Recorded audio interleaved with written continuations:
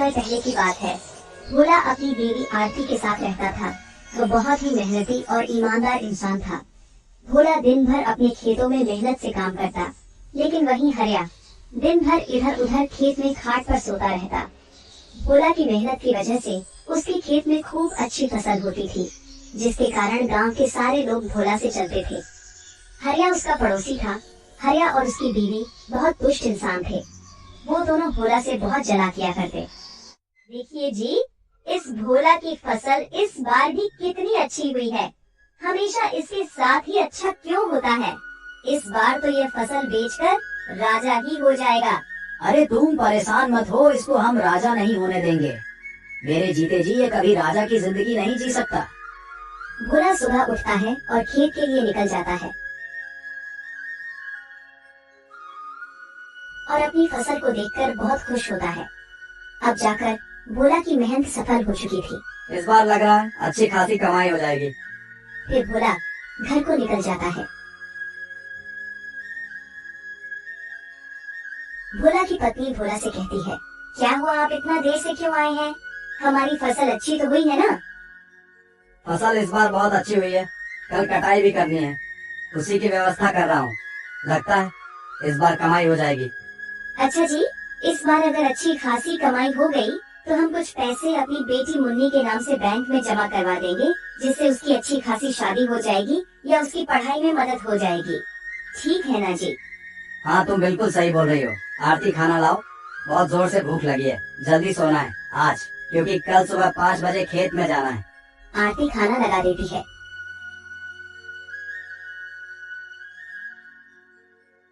ये पापड़ कहाँ से लाई हो तुम? क्या हुआ, अच्छे नहीं लग रहे हैं क्या? अरे नहीं, ये पापड़ तो बहुत स्वादिष्ट है। ऐसा मन कर रहा है कि खाता ही रहूं। तुमने बनाए हैं क्या?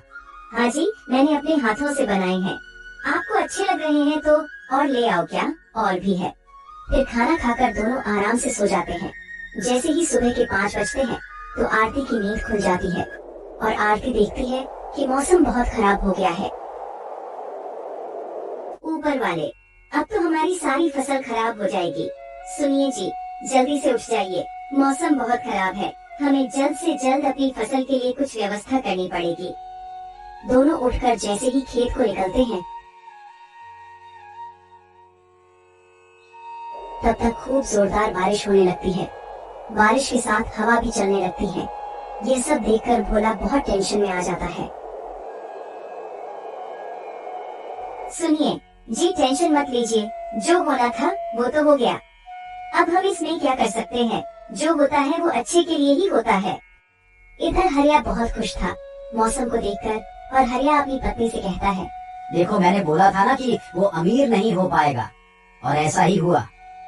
अच्छा जी, लेकिन हम लोगों की भी तो फसल बर्बाद हो गई ना। आप इतने खुश क्यों हो रहे हो? आपको तो दुखी होना चाहिए। हमने तो अपने खेत में उतना पैसा नहीं लगाया है और ना ही उतना मेहनत किए हैं, तो इसलिए मुझे तो बहुत खुशी हो रही है कि भोला की सारी फसल बर्बाद हो गई। मेरा तो जब भी इतना फायदा नहीं होता। कम से कम भोला हमसे ज्यादा अमीर तो नहीं बन सकता। उधर भोला को उसकी पत्नी सब्र दिलाती है। लगातार 4-5 दिन तक बारिश होती है।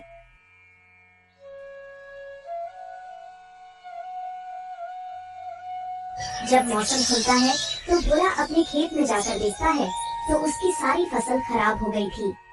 भोला घर आकर सारी बात अपनी पत्नी को बताता है और टेंशन की वजह से बिस्तर पर लेट जाता है। आप टेंशन मत लीजिए, मेरे पास एक आइडिया है जिसकी वजह से इस साल हम अपना खर्चा चला सकते हैं और हमें खेती पर भी निर्भर नहीं रहना होगा। कौन सा आइडिया जो तुम्हारे पास है?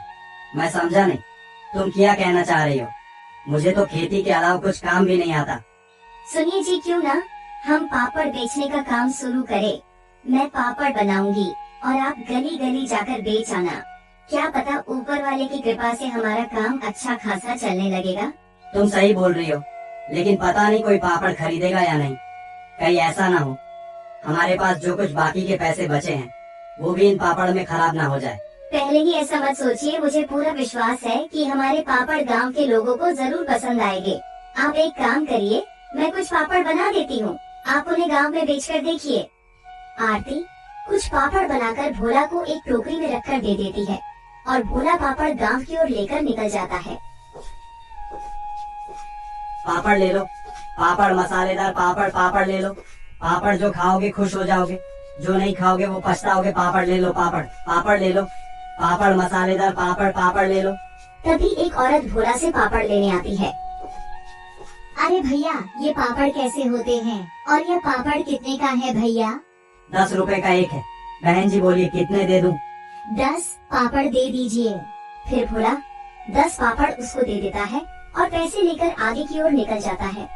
धीरे धीरे करके उसके सारे पापड़ बिक जाते हैं। भोला घर वापस आता है। आरती, एक गिलास पानी लाओ जरा, आज बहुत थक गया हूँ। हाँ जी, कुछ पापड़ बिके क्या?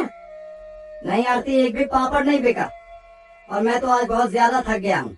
जी, तुम ठीक कह रहे थे कि हमारे पापड़ कोई नहीं खरीदेगा। अब तो हमारे बाकी के पैसे भी खराब हो गए हैं। अरे अरे, मेरी बात तो सुनो।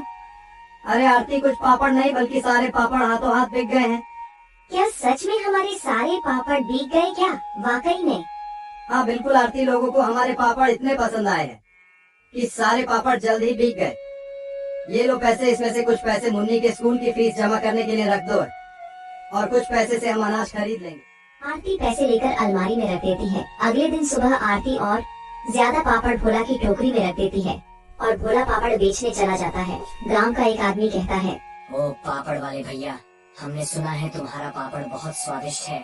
चलो 10 पापड़ मुझे दे दो, हम भी तो देखें कि तुम्हारे पापड़ में ऐसा क्या है। भोला उस आदमी को 10 पापड़ दे देता है और आगे की ओर निकल जाता है। धीरे धीरे उसके सारे पापड़ बिक जाते हैं। जैसे ही शाम होती है, भोला घर आता है। सुनो आरती, हमारे पापड़ के तो बहुत चर्चे हो रहे हैं। अब मेरे गांव में जाते ही सारे पापड़ बिक जाते हैं। आरती यह बात सुनकर मुस्कुराती है। भोला और आरती बात कर ही रहे होते हैं। तभी गांव का मुखिया आता है। ओए भाई, भोला कहाँ हो? जी मालिक, बोलिए क्या काम है? सुन भोला, 4 दिन बाद मेरी बेटी की शादी है, उसके लिए मुझे 100 पापड़ चाहिए। क्या तुम 100 पापड़ बनाकर दे सकते हो? हाँ मालिक, मिल जाएंगे 100 पापड़। ये सारी बातें हरिया और उसकी पत्नी सुन रहे थे। इसके साथ इतना अच्छा क्यों होता है? मैं ऐसा नहीं होने दूंगा, इसके साथ मैं अच्छा नहीं होने दूंगा।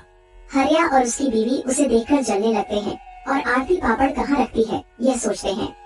आरती जैसे ही पापड़ बनाकर अपनी किचन में रखकर सोने जाती है, इधर हरिया और उसकी बीवी सारे पापड़ चुरा लेते हैं।